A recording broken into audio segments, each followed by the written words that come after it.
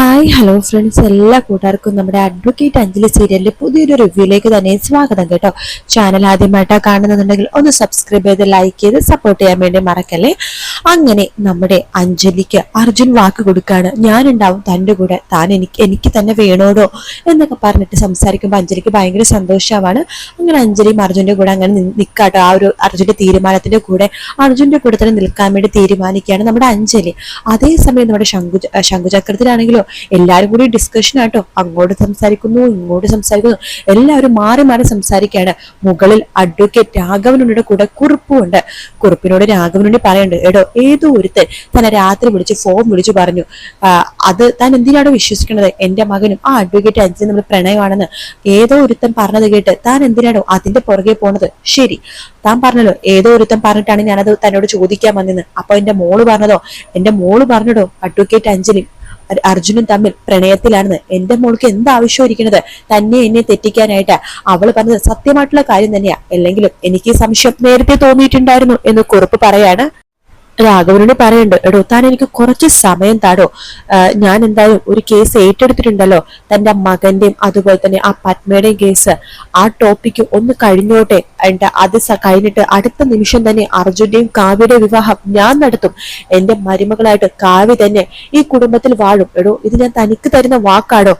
കുറിപ്പ് പറയുന്നുണ്ട്, എടോ രാഘവ, ഒരു പ്രാവശ്യം എന്റെ മോളുടെ വിഷമം ഞാൻ കാണേണ്ടി വന്നു, അവള് പൊട്ടിക്കറിയുന്നത് ഞാൻ കാണേണ്ടി വന്നു കതിർമണ്ഡപം വെച്ചിട്ട്.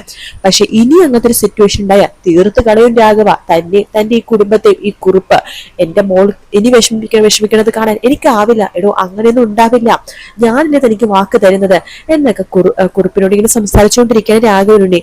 താഴെ നന്ദിയാണെങ്കിലും എല്ലാവർക്കും പറയുന്നുണ്ട്, ഷോ എന്നാലും ആ ചെക്കൻ ഇങ്ങനെ ചെയ്തല്ലോ എന്ന് ആലോചിക്കുമ്പോഴാണ് എനിക്ക് ടെൻഷൻ. എന്നാലും അവന് ഇങ്ങനെ തോന്നി നമ്മുടെ അടുത്ത് ഇങ്ങനെയൊക്കെ ചെയ്യാനായിട്ട്.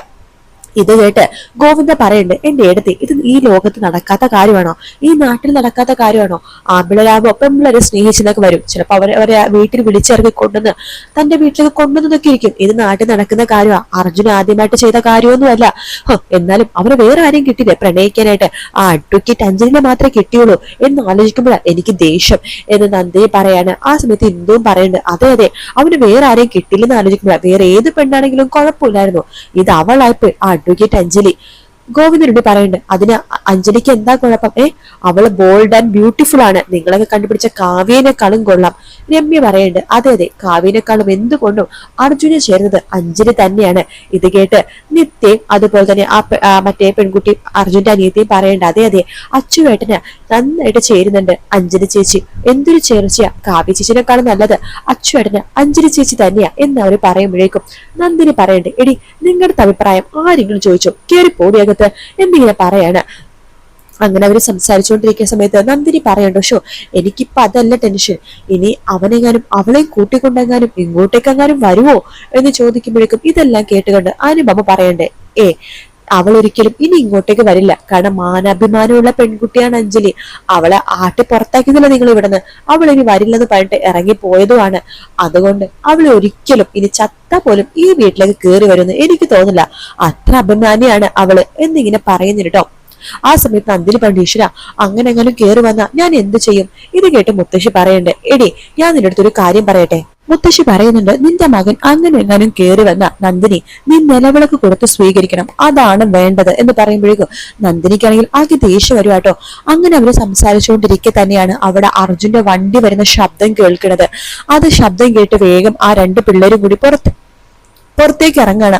അർജുന്റെ കൂടെ അഞ്ജലി ഉണ്ടോ എന്ന് അറിയാനായിട്ട്. എല്ലാവർക്കും ആകെ ടെൻഷൻ ആവട്ടെ, കാരണം അഞ്ജലി ഇല്ലാതെ വീട്ടിലേക്ക് തിരിച്ചു വരില്ലെന്ന് പറഞ്ഞതാണ് അർജുൻ. അപ്പൊ ഇനി വരുമ്പോ അഞ്ജലിനെ കൂട്ടിക്കൊണ്ടല്ലേ വരുള്ളൂ, അതുകൊണ്ട് എല്ലാവർക്കും ഭയങ്കര ടെൻഷൻ ആവണം. ശേഷം നിത്യ അവിടെ ഉള്ളിലേക്ക് നോക്കിയിട്ട് കാറിന്റെ ഉള്ളിലേക്ക് നോക്കിയിട്ട്, ആ അഞ്ജലി ചേച്ചി ഉണ്ട് എന്ന് പറഞ്ഞിട്ട് വേഗം തന്നെ വീട്ടിലെല്ലാവർക്കും പറയണ്ട, അതെ അച്ചുവേട്ടൻ വന്നു, കൂടെ അച്ചുവേട്ടന്റെ സ്വന്തം പെണ്ണുമ്പിള്ളയും ഉണ്ട് എന്ന് പറയാണ്. അവൻ വീണ്ടും കൊണ്ടുവന്നു അവളെ എന്ന് പറഞ്ഞിട്ട് നന്ദിനിയും എല്ലാരും പുറത്തേക്ക് ഇറങ്ങാണ്. അനുപമ ആകെ ഷോക്കായിട്ട് നിൽക്കാട്ടോ. അനുപമ മനസ്സിൽ വിചാരിക്കേണ്ടതും ഇനി വില്ലനെ കളത്തിലിറക്കാനുള്ള സമയമായി എന്ന് പറഞ്ഞിട്ട് വേഗം തന്നെ മുകളിലേക്ക് കയറി പോവാണ് രാഘവനുடைய വിവരങ്ങളൊക്കെ അറിയിക്കാനായിട്ട്. അങ്ങനെ അനുപമ മുകളിലേക്ക് ഇറങ്ങി പോകുന്നുണ്ട്. അതേസമയം ബാക്കി എല്ലാരും കൂടി അർജുന്റെയും അഞ്ജലിയും കാണാൻ വേണ്ടി പുറത്തേക്ക് ഇറങ്ങാണ്. അർജുൻ ആദ്യം ഇറങ്ങുന്നുണ്ട്, ശേഷം അഞ്ജലി ഇറങ്ങുന്നുണ്ട്. അർജുൻ അഞ്ജലിയുടെ കൈ പിടിച്ചുകൊണ്ട് പതുക്കെ മുൻപിലേക്ക് നടന്നു വരുമ്പോഴേക്കും നന്ദിനി പറയുന്നുണ്ട്, നിക്കട അവിടെ നിന്ന്, എടി നിനക്ക് നാണൂല്ലേടി, ഈ വീട്ടിൽ വരില്ലെന്ന് പറഞ്ഞിട്ട് ഇറങ്ങി പോയതിന് നീ. ഓ, എന്തായിരുന്നു നിന്റെ ഒരു സംസാരം?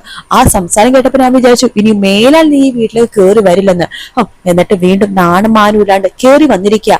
അർജുൻ പറയുന്നുണ്ട്, അമ്മേ സ്റ്റോപ്പ്, ഇതെന്റെ ഭാര്യയാണ് എന്ന് പറയുമ്പോഴേക്കും നമ്മുടെ ഇന്ദു പറയുന്നുണ്ട് കേട്ടോ, അതിന് ഞങ്ങൾ എന്ത് വേണോടാ എന്നിങ്ങനെ ചോദിക്കാണ്. ഗോവിന്ദനുണ്ണി പറയുന്നുണ്ട്, അതെ നിങ്ങളൊന്നും ചെയ്യണ്ട മക്കളെ, പഴയ ആചാരമാണ് നിലവിളക്ക് കൊടുത്ത് അകത്ത് കയറ്റുക എന്നുള്ളത്. ഇപ്പത്തെ പെൺപിള്ളേർക്ക് അങ്ങനത്തെ ആചാരം നോക്കേണ്ട കാര്യമൊന്നുമില്ല. ഇപ്പൊ നിലവിളക്ക് കൊടുത്ത് അകത്ത് കയറിയാലും നന്നായിട്ട് ജീവിക്കേണ്ടവർ നന്നായിട്ട് ജീവിക്കും, നന്നായിട്ട് ജീവിക്കാത്തവർ നന്നായിട്ട് ജീവിക്കത്തുമില്ല. അങ്ങനെയൊക്കെയാണ്. അതുകൊണ്ട് നിങ്ങൾ കയറി വന്നേക്കും മക്കളെ എന്ന് പറയാട്ടോ. അത് കേട്ടിട്ട് നമ്മുടെ അഞ്ജലിക്ക് സന്തോഷമുണ്ട്.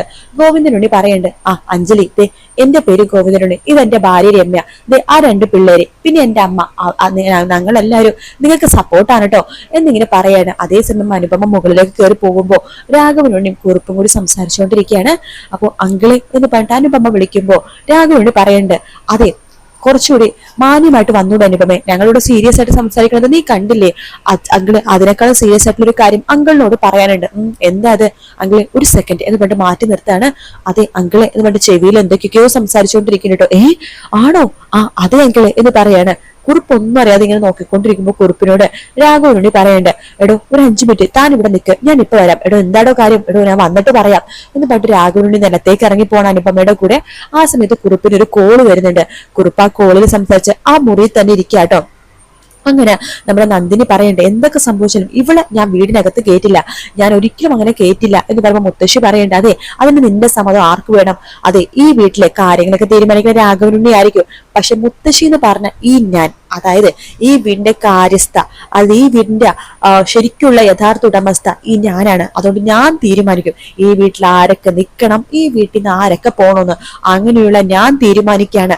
അർജുനെ മോനെ, അവളുടെ കൈ പിടിച്ചിട്ട് വലതുകാലം വെച്ച് അകത്തേക്ക് കയറി വാടാ എന്ന് പറയുമ്പോ തന്നെ അഞ്ജലിക്ക് സന്തോഷാവുന്നുണ്ടോ.